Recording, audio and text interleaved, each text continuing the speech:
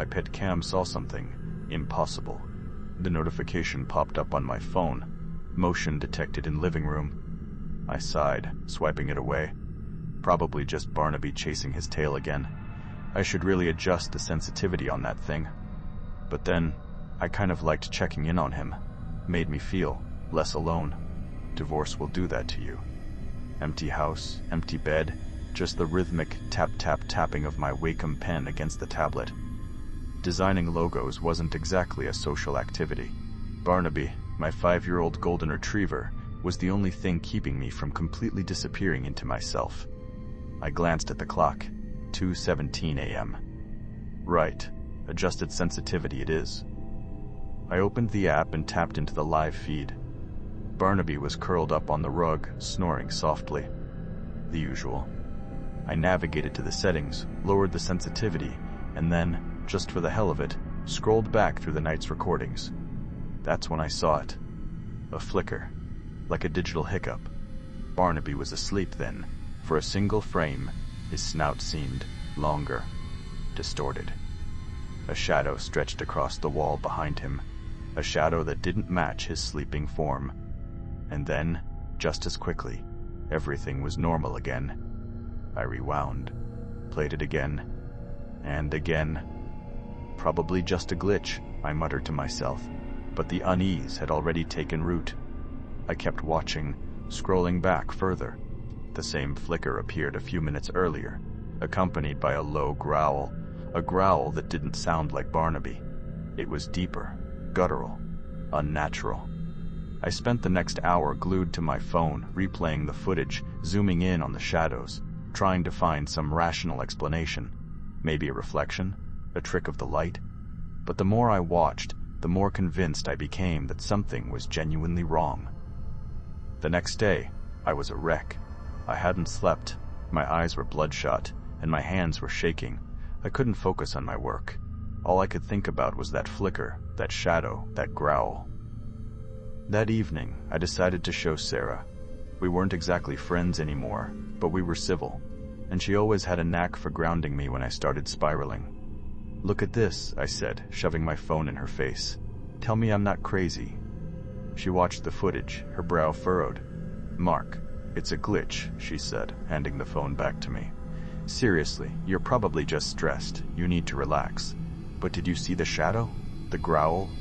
Honey, I saw a dog sleeping. You're working too hard. Maybe lay off the caffeine." Her words were meant to be reassuring, but they only made me feel more isolated. If she couldn't see it, if no one could see it, was I really just losing my mind? The glitches became more frequent, the shadows more defined. One night, I heard a scraping sound coming from downstairs. It sounded like bones. I ran down, heart pounding, but Barnaby was asleep on the couch, tail thumping against the cushions. I checked the pet cam. Nothing, or rather, nothing visible to the naked eye. But when I replayed the footage in slow motion, I saw it. A fleeting image of Barnaby's limbs twisting at unnatural angles, his fur rippling like something was moving beneath it. Sleep became a luxury I couldn't afford. I was constantly monitoring the cameras, obsessed with capturing irrefutable proof of what I was seeing. I installed more cameras, in the hallway, in the kitchen, even in the bathroom. I wanted to see everything. The new cameras only made things worse. They revealed even more disturbing details. Impossible contortions.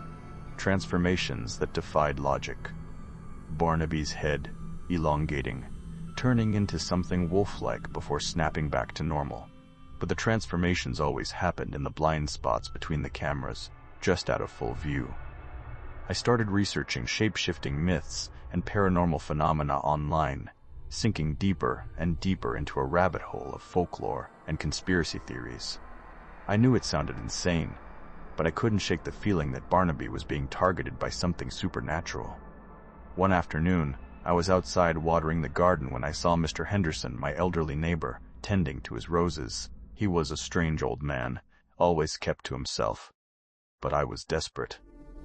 "Mr. Henderson," I said, "can I ask you something?"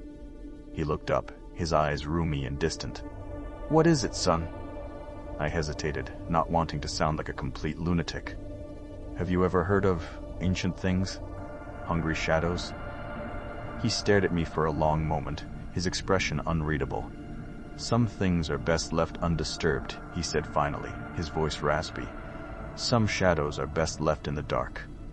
His words were cryptic, but they only fueled my paranoia. He knew something. He had to. Desperate, I made an appointment with Dr. Reed, a clinical psychologist. I told her everything. The glitches, the shadows, the transformations. She listened patiently, her expression neutral. "Mark," she said, "I understand you're going through a difficult time. The divorce, the stress of working from home, it's understandable that you're feeling anxious. But what you're describing, it sounds like you're experiencing some form of delusion. I think medication and further evaluation would be beneficial." I left her office feeling defeated. Even a professional couldn't see what was happening. I was completely alone. Then, one morning, I woke up and Barnaby was gone. The house was eerily silent. I called his name, but there was no familiar thump of his tail, no happy bark. I checked the cameras. Nothing. And then I saw it. The living room camera was recording. Barnaby was sleeping. But there were no sounds coming from the camera at all. Just a silent video feed, unmoving. I sprinted downstairs, heart hammering in my chest. I stood in front of the camera and watched the video feed on my phone. Barnaby started changing again in plain sight. The light from the window darkened. A figure began to materialize above him and seeped into his fur. His bones began to bend. The sound was low at first, like the crackling of fire, but grew louder into a horrendous roar. A guttural sound emanated from the back door, the door that was now wide open. I stumbled backwards. Then I heard noises coming from Mr. Henderson's house next door. Screams. A guttural roar. Then, silence. I peered over the fence. What I saw made me want to vomit. Mr. Henderson was lying on the ground, his body torn apart. Standing over him was a monstrous canine figure, its fur matted with blood. It looked like Barnaby, but it wasn't. Not anymore. I stumbled back inside, slammed the door shut, and called the police. By the time they arrived, Barnaby was back, seemingly normal, wagging his tail. The house was clean, spotless, as if nothing had happened. Detective Miller, a weary-looking man with tired eyes, listened to my story with a skeptical expression. "Mr. Peterson," he said, "I understand you're upset, but there's no evidence of a crime here. Your dog seems fine. Maybe you had a bad dream." "But Mr. Henderson," I stammered, "I saw—" Miller sighed. "We'll check on Mr. Henderson, but I wouldn't get your hopes up." He did check. Henderson's house was empty. The paramedics found dried blood and a torn piece of Henderson's old coat. Miller promised he'd follow up, but I could tell he didn't believe me. He probably thought I was a drug addict or just crazy. That night, Miller had surveillance cameras installed in and around my home. He assured me everything was fine. Over the next few weeks, the police surveillance cameras captured nothing. I was distraught, feeling completely helpless and alone.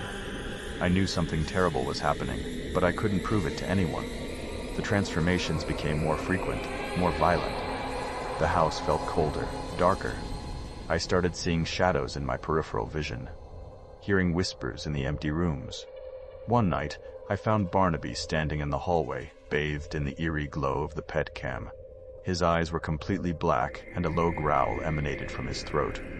This time, the transformation was not fleeting. It was happening slowly, deliberately. His bones were cracking, his fur was shifting, his form was twisting into something grotesque and unnatural. The camera feed cut out. I was left standing in the dark hallway, facing the transformed thing. It wasn't Barnaby anymore. Not even close. And then I saw it. The shadows weren't just affecting Barnaby. They were crawling up my own arms. My skin felt cold, tingly.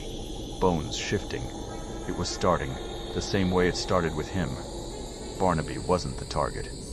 I was. The entity let out a final roar, the last roar of Barnaby. It echoed through the house, and then there was nothing but silence. I screamed.